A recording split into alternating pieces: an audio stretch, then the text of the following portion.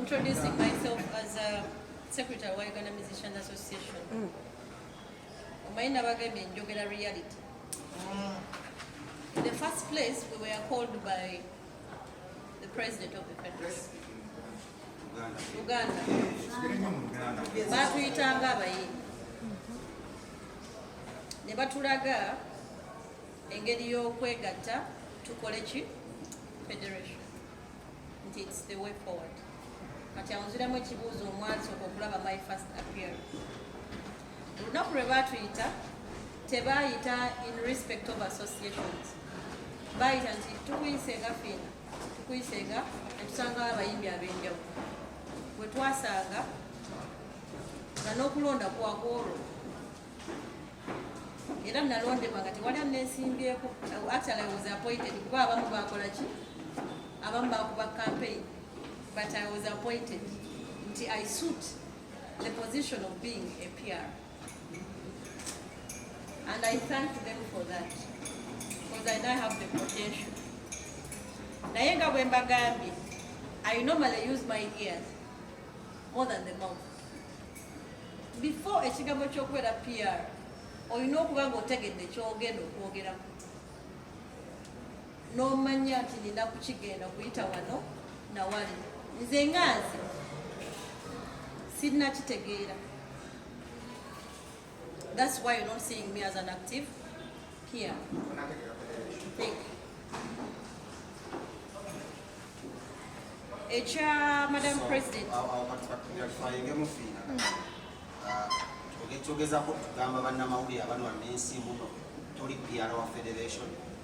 Nze ngaze chiddamu. Mumageza agange gemanyi nawe nga wakisomyeko. The federation is formed by associations. Yusongarach president wange yagamba nti ate bali eri.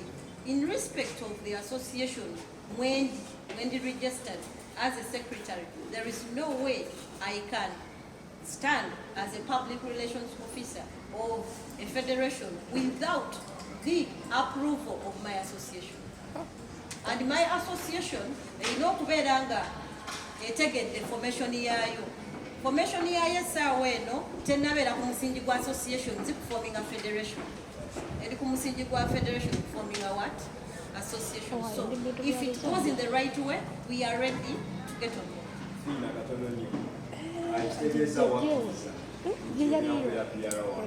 So when is the right time we're going to announce about meetings that we're holding and executive?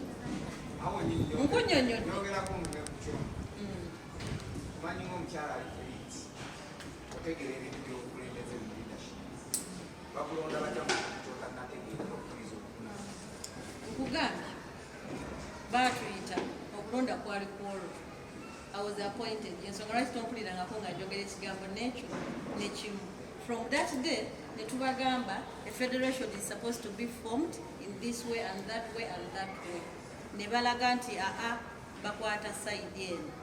So ga side je bakwata sinna gitegeera ya federation of bank forming associations or kuleka the existing what associations. So if they come to the right side, we are ready to serve.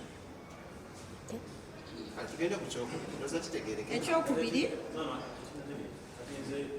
President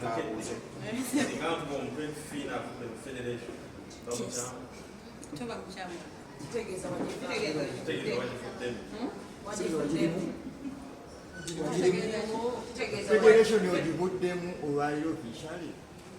Federation siberanga yo official because tebalayiranga tebakolanga kintu kiri mu mateeka. Bwe tubanga twaliyo netulayira the association zize straight women sindise nenvaayo awo kitegeeza mvuddeyo official. I was doing research. So get to forget then one on one. Kali, it was a job in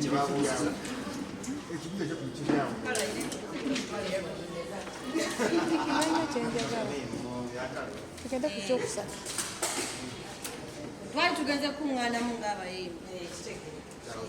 Never tina to association level. We are ready to start. And Madam President will be so much delighted to delegate me. Yeah. Question number 2 ya Carol yabuuziza. Ya Carol yabuuziza Madam President. Wabula eyokusatu. Eyokusatu yagisembyayo wali eyokwanjula. Tusoke tubuuze ku kale omulala kasomye ekibuuzo. In all what we do, we should learn how to respect our elders. We should always respect our elders because we need each other. Thank you.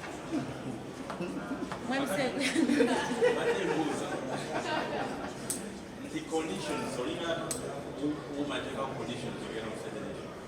So you go to Islamunti, you have to do that in the team official. Okay. Kakati, when mubaddewo struggles, you've been in our struggles. Mumubimanyi ebyaffe ne tubayita wadde nga tuli ku njala ne tubayita mujja munjire eno kasemina tukakoze. Mumanyi struggles zeeyiseemu. Buli kimu tukikoze through passion, because of passion gye tulina. Kiruma we baatuyita kyatuluma. Tosobola agamba muntu nti abaddewo for some time. As the Uganda Musicians Association, a profiled association,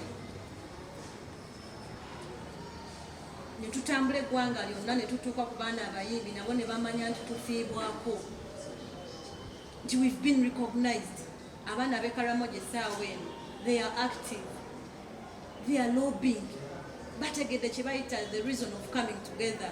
Nojja n'oŋŋamba nti federation ezze ate gwe ng'oŋŋamba nti I dismantle the association nga tompadde genuine reason. Mbeera wa bulyake wa bukuusa okulya mu Uganda Musicians Association olukwe. Actually, a federation is formed by associations.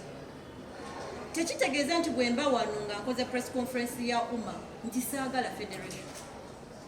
We all like the federation, but its formation.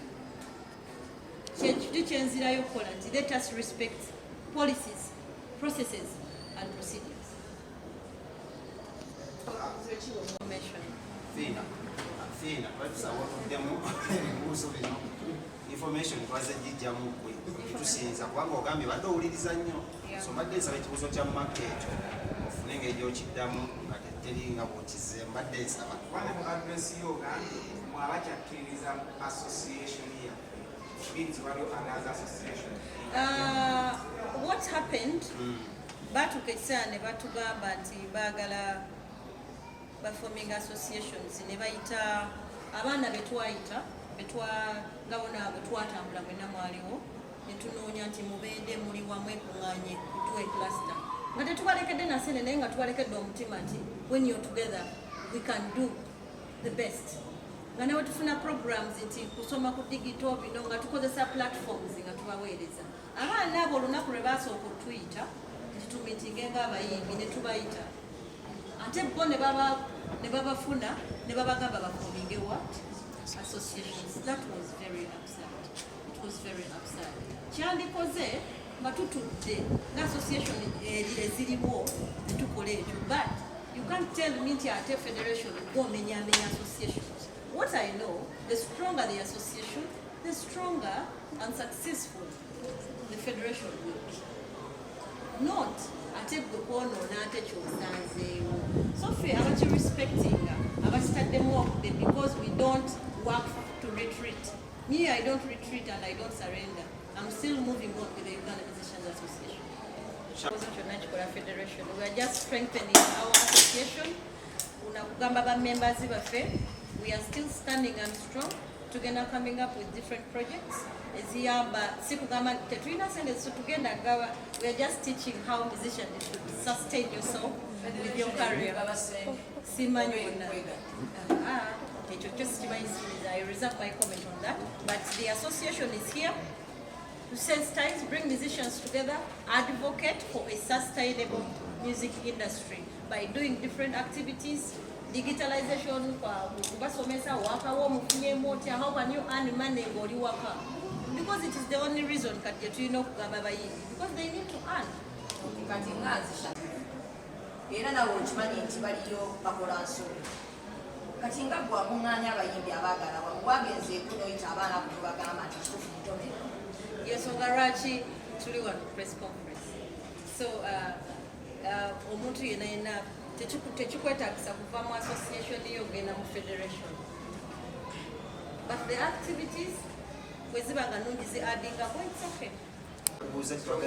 oyogeddewo emikolo jajja then tuke tumalirize njala okusaba okunyonyola ekibuuzo kya Brandon kyewayogedde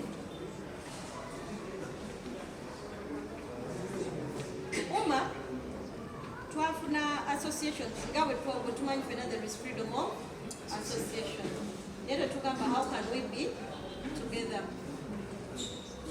netuyita mwalingamu mu meetings zaffe wano netuyita bakadookamu netuyita abagosipo balale awo webagira baani awo netufominga that big thing kyova olaba nti era bwe batuyita twagenda ffenna nga bwe twali naye bwe twagenda ffenna nga bwe twali then ne batandika okukwata omufuuzi kyobaba regions mutandika association so that is it but UMA is still live and kicking and we are continuing with our programs. Madam President ajja kujja ayogereko eri the fraternity with another program ekiddako because we have a strategic plan and we have a work plan plus a qualified and improved road map. Kale phina ndowooza tuddemu ekyemikolo kogibonyekaawo emikolo gyakutulamu omukyala yabuuza ddamu obuuza ekibuuzo kyo Ekiwulidde. mikolo gyadde era nga bwotuyise leero mu bungi namungi w'omuntu ajjudde wano onootuyita then tugendoza tugende mu wano omuwano asajja kukolayo wano omuwano Mikolo ki? Ekyokwanjula kukyala tewatuyita. oba gyetaagamu ka tiketi ye ng'onyiridde Bakunda. yakubaddamu bwe kiba kyetagisiza nabagambe nga ntandika nkozesa nnyo amatu gange kono tebajja kukuyozaayoza netwagirabira ku tv tugambewo waffe muli bange Kukyala watulaga wali.